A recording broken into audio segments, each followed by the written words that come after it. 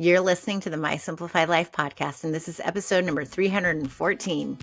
Welcome to the My Simplified Life podcast, a place where you will learn that your past and even your present don't define your future. Regardless of what stage of life you're in, I want you to feel inspired and encouraged to pursue your dreams, simplify your life, and start taking action.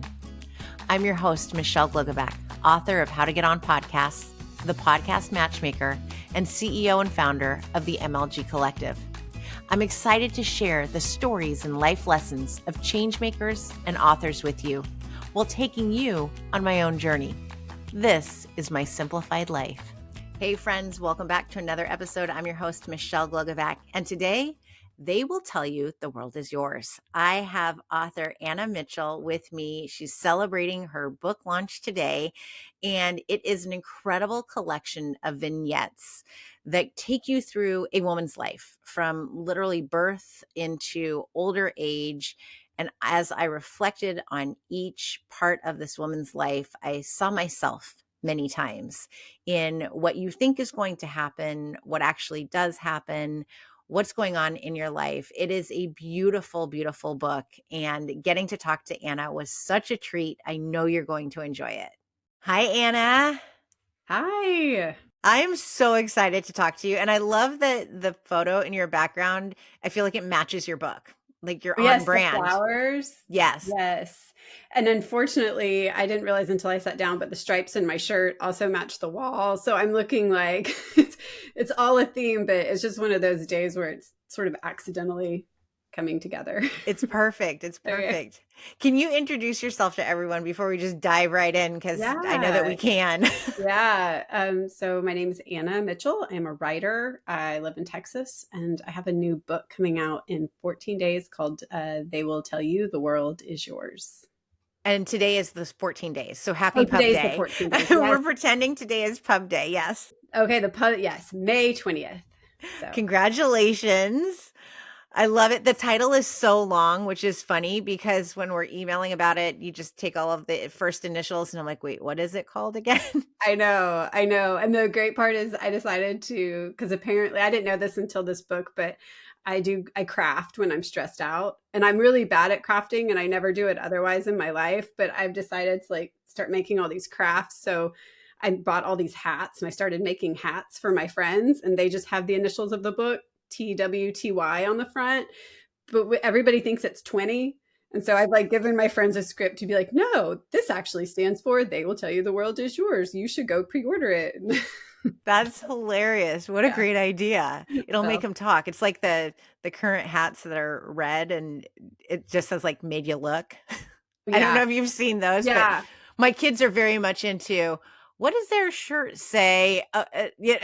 Yeah, totally. So at least you're starting these conversations. I love it. And telling them where to go. Yeah. And then forcing my friends to participate. As they should. Yeah. As they should. Friends should they should listen to me. They need to support their author friends. Right. It only comes around once every few years, guys. Let's go. Yeah, I love it. So let's talk a bit about the book, and I want to talk about you too. But is it 85 or 84? I'm getting the numbers.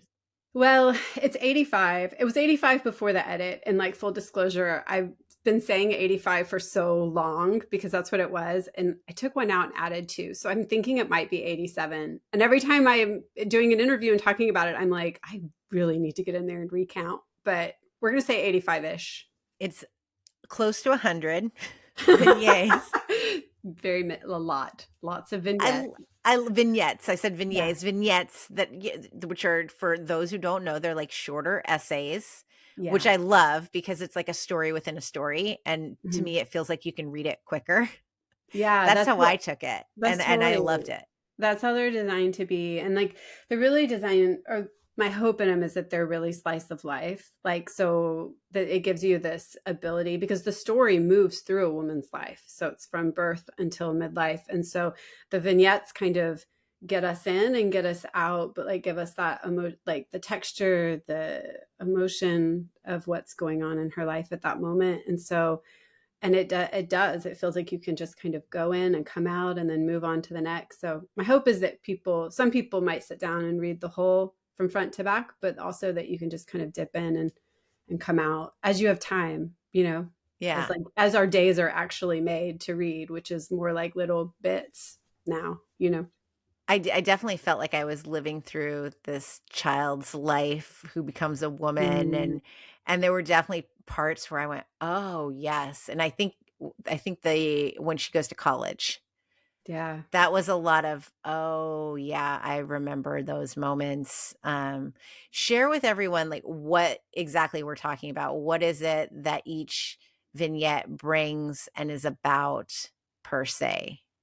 Well, I think each vignette is kind of playing into to this whole larger story of so it's a woman and she grows up and she kind of receives all this conditioning from the world around her. And I think each vignette is kind of, and the first part of the book is showing us that in small ways, like the ways that people we love and people who love us and even have the best intentions for us might be kind of putting into this large well of expectations that were sort of gathering around us and within us. And the main character in the book, she grows up, she goes through high school, she goes to college, she begins her early 20s out in the world, and there's a definite point where she starts looking around and going like, something's like not adding up, like this large kind of just rolling ball of yarn that's been gathering, like if I continue on, is it ever going to unravel in a good way, or is it going to get me anywhere? And so that's like a turning point for her where she starts looking at the world. And I think at that point, what the vignettes are doing, it starts to kind of break down what she's seeing in a different way and show what's really happening a little bit underneath the surface. And it shows what happens when she starts looking into situations and asking questions that she holds the answers to, instead of letting the world determine, what she's going to think or do next, and kind of run after for fear of like, what happens if I don't. So Yeah. that's the larger evolution of the vignettes. And hopefully, I think when I talk about it like that, there's sort of like a weight to it. But I think that that's what I found with writing it. The beauty of the vignettes was that it allows you to talk about these things without it feeling heavy. And it can be this kind of like, hopefully this sort of, there's beautiful moments of popping in and feeling like nostalgia, or like you said, reflecting and being like, oh, I remember that feeling, like I remember that season, or like, and for younger women, maybe even being like, oh, maybe I want to direct a little differently, or is this sort of where I'm standing now? And, or, oh, I recognize this happening to me all around. I love that as a reader, not even knowing you, I felt connected to you like, "Oh, the woman who is writing this has gone through what I've gone through, and how many other women have also felt this way." That's I what I love that. kept thinking back on as I read it. Like, if you, a stranger to me, not anymore, now we're friends, but I didn't know you, and it felt like there were pieces of me in the book that I was reading, and it was that light bulb of, oh, you've been through this too. How many other women have also felt this way or gone through this exact situation? And I think that we're living in this time of like, we want more community. That's that word that keeps popping up. And Mhm. we lived through a pandemic in which we were also isolated, and now we're trying to build back up friendships. And to see that as two complete strangers, we live in different states. We who knows what our backgrounds are, if they're relatable or not, but yet we have these moments in our lives that were maybe not exactly the same, but the situations were alike and the feelings were the same, no matter what the outcomes were. And so I really appreciated that. I felt very connected to you in that way. Oh, I love that. I mean, I think I've done a lot of thinking in the last couple of years about why I write and what I write for. And I've written now for 25 years. I've been a professional writer. This is my third book, um, and really, it really comes down. I think the reason I started writing was wanting that exact thing. Like I wanted to be able to write something sitting on my sofa in the middle of Texas that could somehow like, reach out and connect with other people in a way that really mattered, because that's what I received as a young girl, as a reader, and like that kind of feeling of there's other people out there. There are other people out there that are like me, even if I don't see them in my community, or even if I'm standing with people who look like me, or I have things in common with, but I feel alone. I know there's like a security in that, and so I do feel like that kind of connection is so good and real.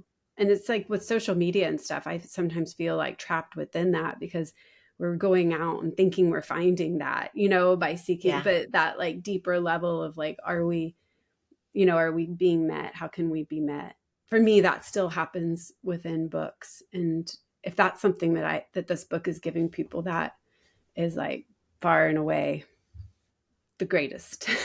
Well, it gave it to me, so you've done well. Awesome. That's awesome. One person, at Yeah. least, at That is least. a win. That is a win. It is. What you've shared a bit about what inspired you to write this, but what did Yeah. that look like where you decided, what, I'm going to take this path of, going through a woman's life from literal birth? Yeah. How did that begin? Well, so I mentioned that I've written two other books, and they have been both were in completely different genres. They were completely different books. One was like women's fiction, and the other one was like a collection of essays that I did like 15 years ago. And before that, like way before that, I was actually living in New York. I was single, working in ad agencies, writing at night, and I had started writing these like short little vignettes. But I was taking I was at New School taking writing classes, and my teacher, who was a great teacher, was just basically like, "You're never going to get these published." But that was like my natural state of writing. It was kind of just what was coming out. And I sort of thought at the time, like, well, maybe this is because I'm an ad writer. And so I write shorter stuff naturally or something like that. I'll just like take her advice, go adapt, write longer form things.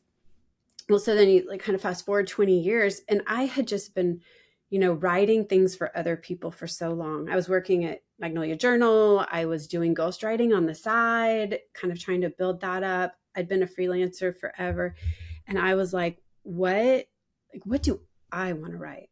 Like, I have gotten so far. I'm so used to writing what other people need and what they want. Like, what is a story that I need to tell? Because I just need to come back to life a little bit with it. And so that was how this began. And I really did not know if I was ever going to try to publish it, because I was in my head, I still had that like, this is unpublishable. These are vignettes like kind of running through. I mean, talk about things that people say to you that you like don't forget. But it was I also just didn't care. I was just like, I have got to write something that I love. And so that was kind of my litmus test for these vignettes, is like at the end of writing one, like did it really like matter to me, and did it move me? And that just slowly became, it's not my life, but I wanted to work through a woman's life who was asking some of the same questions that I was really asking. And I wanted to feel like it was representative of kind of that journey. So that's how it started. So you pulled from 15, 20 years ago and then wrote Yeah. more. There's a Oh, combination of it, or well, no? no, like, no, it's just kind of that exact same form, but it's Okay. none of the ones that are, it's all new content, but it's just that same sort of idea of these slice of life, like short little bits of storytelling. I So, love that. I yeah. love it. It was a different read, and I Mm. appreciated that because you're reading fiction, but at the same time, it doesn't feel like it's fiction. Oh, good. Yeah, Good. it's terrific. I That's great. can't I can't sing your praises more. Oh, that's great. I hope that, I'm glad you liked it. I really am. That's Yes, awesome. I loved it. Loved it. Share with me a bit about your journey. You've mentioned where you've worked before and whatnot, but how did your love for writing, and it's interesting that you say you've always written what other people wanted you to write, and now you've wanted to write what you want to write. And I feel like that's really what the book is about too. Yeah. And what we as women, especially, go through in life, figuring out. I think there's this point for me, it was my mid 30s after kids, of, wait, I don't want to do this anymore. This isn't fulfilling me. I want to do something that matters, and pivot and move that direction. Mhm. So what did all of that look like for you? Messy. So messy. No, I think that if I like really look back over my track, being a writer, and I started out as an ad writer, and then it like gave me this great ability to kind of change jobs every few years, within advertising. Like I could kind of move around without, I guess maybe identifying the unrest. It also like helped camouflage that a little bit. But I had grown up in the South in really small towns, and I really wanted to go live other places. And so I was able to get a job in Boston. And then I worked at Starbucks in Seattle for a while. I wrote for them. I was in Denver and New York, and like really moved around. And I have like a great love of just like meeting different people and seeing how they live and understanding that. It's just, I don't know. I just love it. And I love seeing all the different ways that people choose to live and like what fulfills them and understanding that. And so that period of time really gifted me like just an opportunity to really live different ways, that I think still enriches me today. And so when I brought all that back to Texas, I just didn't know what I was going to really do with it. And I met my husband. He's a farmer. And so I went from living in really huge cities, like to living in the middle of nowhere in Texas. And that was like, I thought we were going to stay 2 years and then we would go to Austin and I would go back to work in like a very traditional way. But freelancing happened, and I don't know, I discovered that I really loved the country, and I just felt really at peace there. And almost in the ways I feel at peace in New York. I think I can do like really big or like nothing, and it's Nothing in the funny, middle. like it's like two sides of the anonymity coin, right? Like it's just this. And so, but so anyway, we stayed. And so I think in that process, like of really living out in the middle of nowhere, I was able to kind of start the work of figuring out what had been driving me. And so that was just like a really pivotal point in my writing. And then at that time I wrote Copy Girl, which is the women's fiction I referenced. And it kind of like worked out some of my demons from the New York ad agency days, but in like a very fun way, like make lemonade and all that stuff. But it was like a really exploratory time. And then we came into Waco and I went to work at Magnolia Journal. And I think that I got back into that loop of the world again.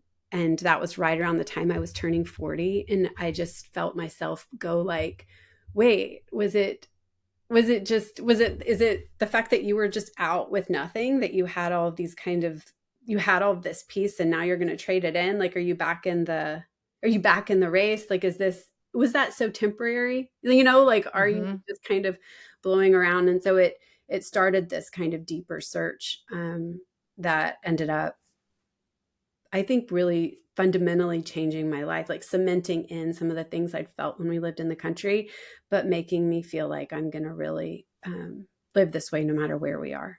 Does that make sense? And so then with that is the writing process that's here. And I mean, it all kind of happens. You hear people say like, oh, midlife, you finally get to the point where you just don't care anymore. And I was always like, oh God, what would that be like? And now I'm like, oh, it's so good. I wish it's just so good. I think it's not a matter of not caring. It's like, I think we do care. I think we care so much more that we care more about ourselves. Yeah. I think it's not caring about what the external perception is of you or what you're doing, but feeling, because I feel it so strongly now. I felt it so strongly with this book of like, this is what I have to say. And then, oh, well, I'll offer it up, and I'm not going to change it. Like this is truly where it is. And so not like take it or leave it with like an unkindness, but just kind of like, if this is what I'm offering, and if it's for you, then I'm so glad. And if it's not, great news. It's a crowded media landscape out there. You can go find what moves you, but this is the message that I feel like I'm here to offer. Exactly. Yeah. And it's funny because I've never said that out loud either, because I'm very much of like, yeah, I don't care. Whatever. At this point, I don't care. But I think that as I'm listening to you, it's more of we care so much more about what we want and who we are and what's going to satisfy us, that's what we care about. Yeah. So maybe we're Well, onto something. We're going to flip the script on this. right. Well, because We it's like care. once you found it, and then it's like, I do think there's that feeling of like having to cling to it because that's what, like, I kind of stumbled upon it and I stumbled upon it with the lifestyle. And then once we were back in like a city and I was working a job again and doing all the things, it just kind of, I didn't hold tight enough, And so then I had to go back and really find those threads. And now I'm just like, not going to let it go. I don't care where I go.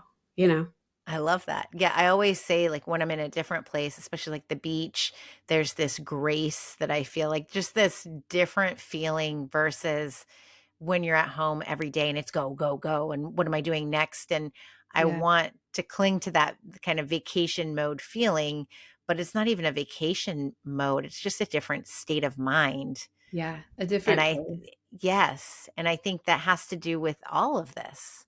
I totally agree. I mean, I think the idea and I find myself I was actually just talking to a close friend this morning on the phone and we were kind of is it challenging each other? Is that like the nice way to say that we were calling each other out on our shit?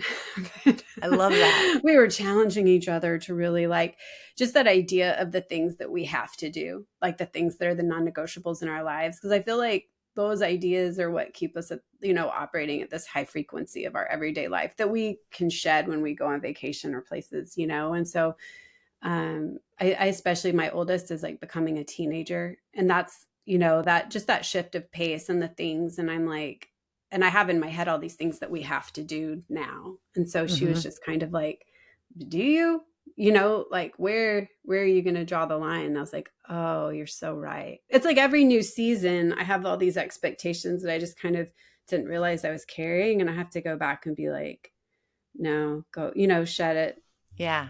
cut it down to the basics. Like, what do you want to move forward with? I love that. Yeah, I definitely feel the same way. Very similar. I woke up this morning going, am I saying yes too much again? And why am Yeah. I saying yes? Do I Mhm. need to say yes? And where do I start drawing the line again? Because I went through that season of yes, and then I went, oh, no, no, no. Now everything is a no, and I find myself creeping back into that yes. And why am I doing it? Should I be doing it? And at least I'm more cognizant this time around. Right. Yeah, that awareness. I know. I feel Yes. like it can't be perfect, but I feel like at least we can like see it when if you can observe it and be curious about it. Like why am I saying yes again? Right. Like what are my, what's like pushing up against me a little?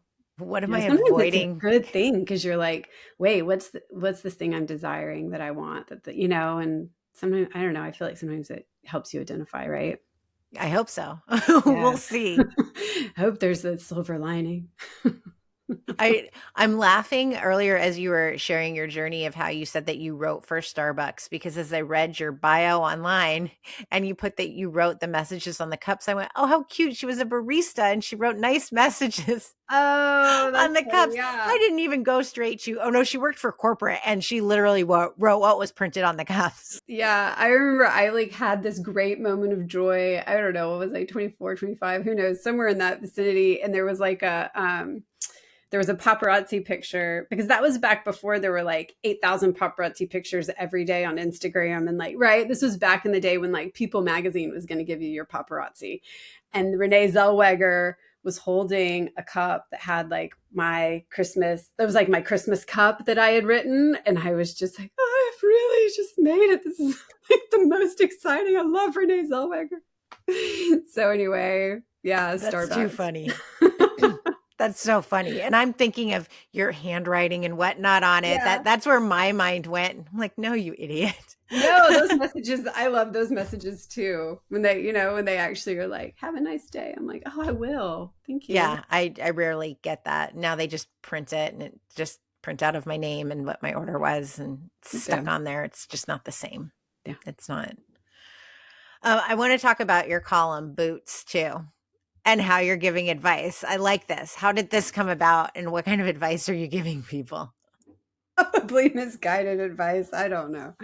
No, I have always loved advice columns. My grandma always read them. She would always read them out loud from her newspaper. And I always thought that they were really fun. And so when I moved out to the country with my husband, Waco was the closest big city. It was like 45 minutes away. And so the magazine there, or the magazine here, Waco, and had reached out to me. And they're like, will you write a monthly column? And I was like, super fun. Yeah, for sure. And started writing, but I was writing a lot about having young children. And then my children became not young. And I was like, it's probably not cool to like tell their stories in a magazine where they're like going to go to school and grow up and try to date people successfully and like things like that, you know? So I was like, could I do an advice column? And they were like, sure. And I was like, great. Can I like create a character, name her Boots? And they were like, sure. And I was like, okay, bye. Like, I'm not going to give you time to say no.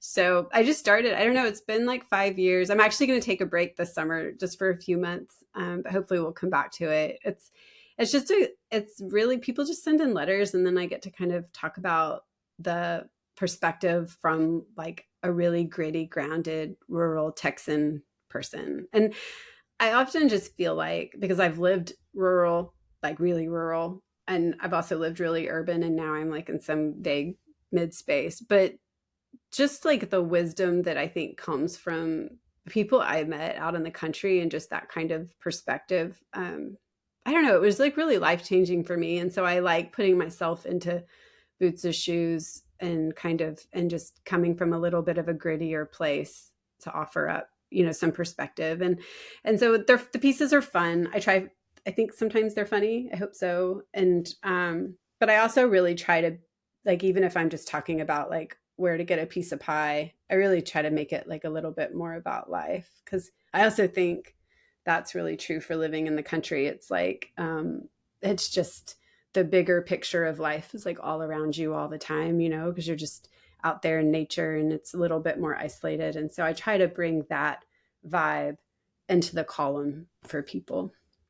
Do they ask like harder questions than where's the best slice of pie? Like Yeah. is it a range of different things? Because I'm thinking like Dear Abby, that's what I grew up on, those kinds of columns. Yeah. Oh yeah, Dear Abby for sure. No, people, I think it's more, the questions I get are a little bit more like, probably more surfacey, not surfacey in a bad way, but I think that's just what people care about from like a regional magazine. You know, they're like, where should I go? What should I do? Like, what's Waco centric or what's Central Texas centric? But I do have a couple friends who, and I'm always like, Rebecca, did you send in the question about that? Like, because I just know their questions. But I have some friends that pepper it with good stuff. So there's usually a mix.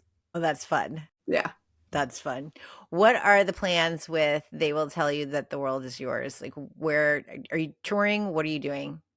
I'm just doing the launch here in Waco, and we're doing like, I'm really excited. There's a great local independent bookstore here that was like not here when my last book came out, and it was so weird. My last book came out and I drove around like to Dallas and Austin and did like all the things, but you're not home, you know? And so Yeah.